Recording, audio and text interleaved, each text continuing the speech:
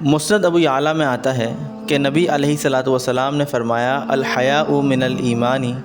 کہ حیا ایمان کا ایک جز ہے۔ اور جب امام ابن حجر سے پوچھا گیا حیا کیا ہے، تو آپ فرماتے ہیں کہ حیا وہ شے ہے کہ جس سے انسان کا دل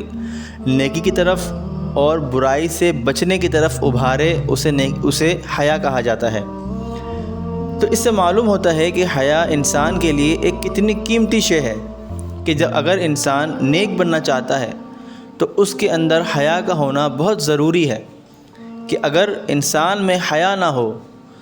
تو پھر وہ انسان گناہ کو گناہ نہیں سمجھتا، برائی کو برائی نہیں سمجھتا، جو کہ آج ہمارے معاشرے میں ایک عام ہو چکا ہے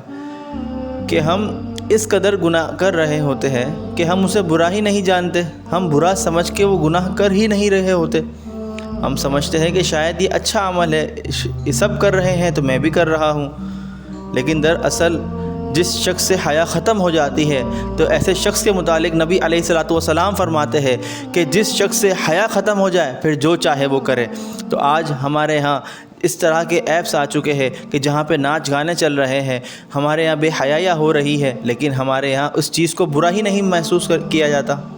تو دراصل جس شخص سے حیا ختم ہو جاتی ہے تو پھر جیسے فرمایا نبی علیہ السلام نے، پھر وہ جو چاہے کرے، تو حقیقتاً وہ اس حدیث کا مصداق ہو جاتا ہے، وہ گناہ کو گناہ ہی نہیں سمجھ رہا ہوتا۔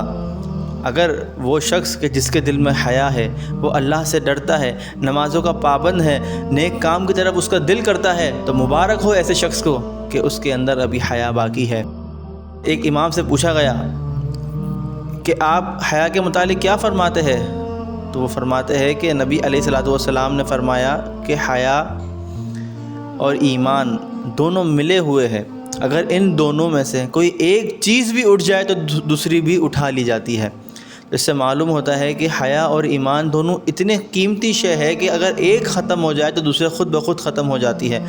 تو آج ہمارے معاشرے سے آہستہ آہستہ حیا ختم کی جا رہی ہوتی ہے کہ جس کا نتیجہ یہ نکلتا ہے کہ ہمارے ایمان اس قدر کمزور ہو چکے ہیں کہ ہم نہ اپنے نمازوں کی حفاظت کر سکتے ہیں، نہ ہم اپنی آنکھوں کی حفاظت کر سکتے ہیں، نہ ہم اپنی شرمگاہوں کی حفاظت کر سکتے ہیں، نہ ہم اپنی فکر کی حفاظت کر سکتے ہیں، بلکہ ہم ہر چیز میں ہم ہر چیز کے اندر